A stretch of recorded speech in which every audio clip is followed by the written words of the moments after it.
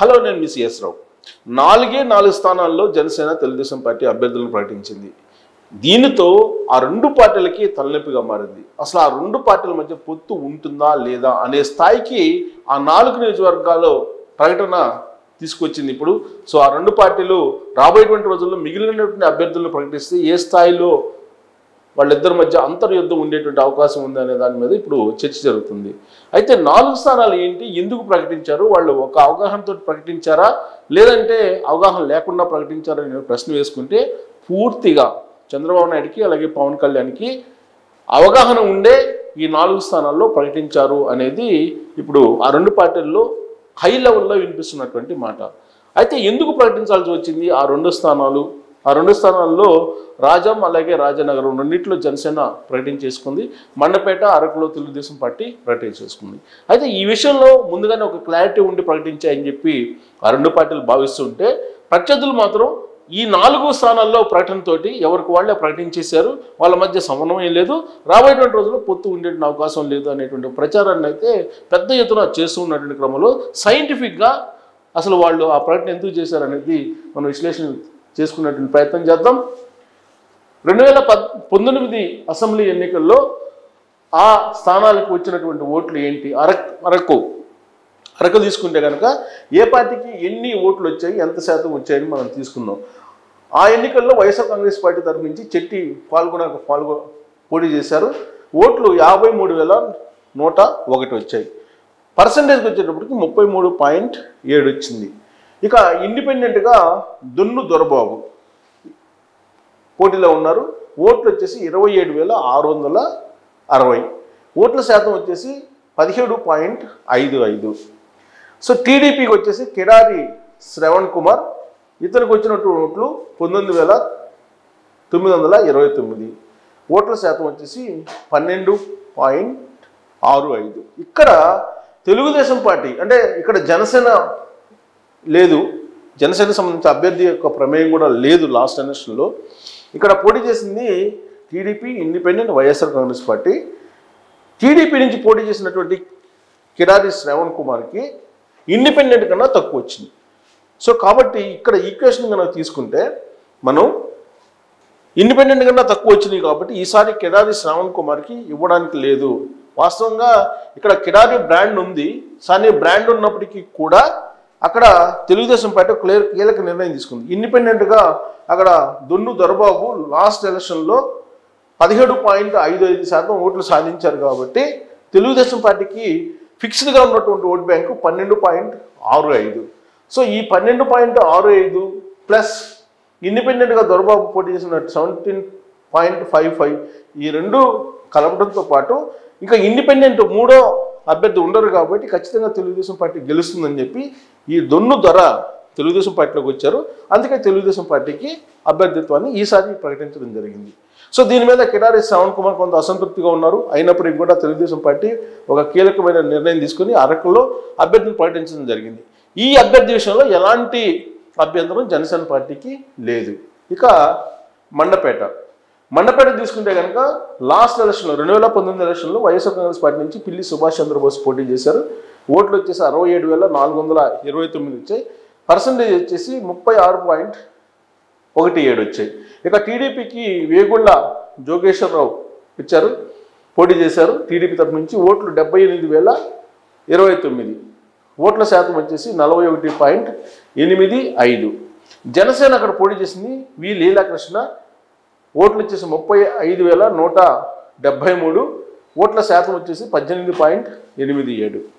So ఇక్కడ మనం చూస్తే కనుక హయ్యెస్ట్ ఓట్ బ్యాంకు వచ్చింది ముక్కోణపు పోటీలో కూడా తెలుగుదేశం పార్టీకి లాస్ట్ ఎలక్షన్లో 41.85% ఇక్కడ రావడం జరిగింది, అంటే హయ్యెస్ట్ వచ్చింది.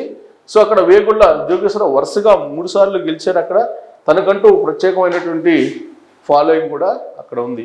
సో ఇప్పుడు బలమైనటువంటి అభ్యర్థి పిల్లి సుభాష్ చంద్రబోస్ వైఎస్ఆర్ కాంగ్రెస్ పార్టీకి ప్రస్తుతం పిల్లి సుభాష్ చంద్రబోస్ పోటీ చేయట్లేదు కాబట్టి వేగుళ్ళ జోగేశ్వరరావు మళ్ళీ గెలిచేటువంటి అవకాశం ఉంది అనేటువంటి ఉద్దేశంతో మండపేట నుంచి ఆయన్ని మరోసారి ప్రకటించడం కూడా జరిగింది. ఇక్కడ జనసేన పార్టీకి అభ్యంతరం ఏంటి అంటే 18.87% లాస్ట్ ఎలక్షన్లో వచ్చాయి కాబట్టి ఈసారి ఇంకా పెరిగినాయి, ఆల్మోస్ట్ 25-28 వరకు ఉంటాయి అనేటువంటిది వాళ్ళ అంచనా, జనసేన యొక్క అంచనా. కానీ ఈ 18.87% వామపక్షాలకు సంబంధించినటువంటి భాగస్వామ్యం ఉంది, అలాగే బీఎస్పీకి సంబంధించినటువంటి భాగస్వామ్యం కూడా గత ఎన్నికల్లో ఉంది.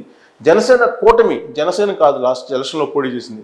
కాబట్టి పర్సంటేజ్ వైజ్ తీసుకుంటే తెలుగుదేశం పార్టీకి ఉంది, ప్లస్ వేగుళ్ళ జోగేశ్వరరావు మీద గుడ్ విల్ ఉంది. కాబట్టి ఆ మండపేటని అక్కడ ప్రకటించారు. కాబట్టి ఇక్కడ యాస్పిరెంట్స్ జనసేనకు కూడా ఉన్నారు, వాళ్ళని సంతృప్తి పరిచారా, వాళ్ళని కన్విన్స్ చేసేలాగా జనసేన పవన్ కళ్యాణ్ రిపబ్లిక్ డే రోజు మాట్లాడటం జరిగింది. సో పొత్తుల విషయంలో ఇక్కడ క్లారిటీ ఉంది. మండపేటకు తెలుగుదేశం పార్టీ ప్రకటించారు. ప్రకటించిన తర్వాత వచ్చినటువంటి అసంతృప్తిని చాలా చాకచక్యంగా పవన్ కళ్యాణ్ సర్ది చెప్పేటువంటి ప్రయత్నం చేశారు తప్పితే విభేదాలు అయితే ఆ పార్టీల మధ్య లేవు. ఇక రాజోలు 2019 అసెంబ్లీ ఎన్నికల్లో వచ్చినట్టు ఓట్లు చూస్తే వైఎస్ఆర్ కాంగ్రెస్ పార్టీకి బొంతు రాజేశ్వరరావు పోటీ చేశారు. ఓట్లు వచ్చేసి 49,239 వచ్చింది. ఓట్ల శాతం వచ్చేసి 32.91. టీడీపీకి వచ్చేసి గొల్లపల్లి సూర్యారావు 44,592, ఓట్ల శాతం వచ్చేసి 30.47. జనసేన వచ్చేసి రాపాక వరప్రసాద్ 50,053 ఓట్లు 32.92% వచ్చింది. ముక్కోణపు పోటీ జరిగింది. ఇక్కడ రాజోల్లో 2019 ఎన్నికల్లో ముక్కోణపు పోటీ జరిగింది. నువ్వా నేను అన్నట్టు ముగ్గురు మధ్య కూడా పెద్ద వ్యత్యాసం ఏమీ లేదు, ఒక 2% తగ్గింది తెలుగుదేశం పార్టీకి.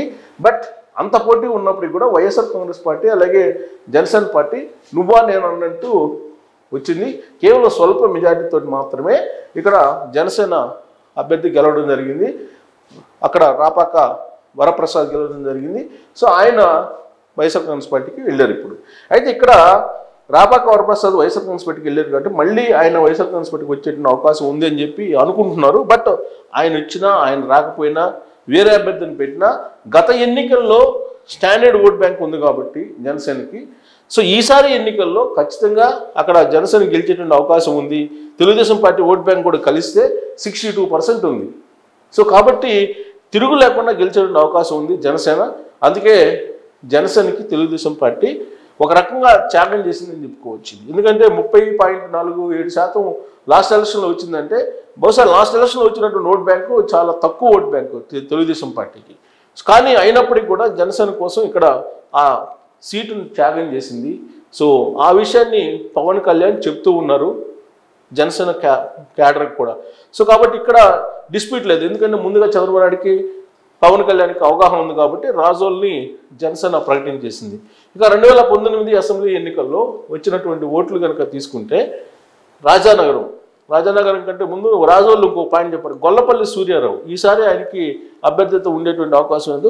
ప్లస్ పైగా గొల్లపల్లి సూర్యారావు వేరే పార్టీ నుంచి అంటే కాంగ్రెస్ పార్టీ నుంచి వచ్చారు తెలుగుదేశంలోకి గతంలో.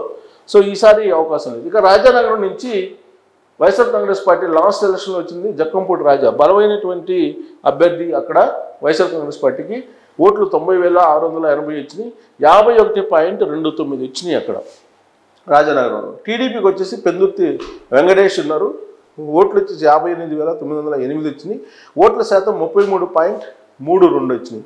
ఇక జనసేన వచ్చేసి రాయపురెడ్డి ప్రసాద్ 20,847 వచ్చినాయి, పర్సెంటేజ్ వచ్చేసి 11.79 వచ్చింది.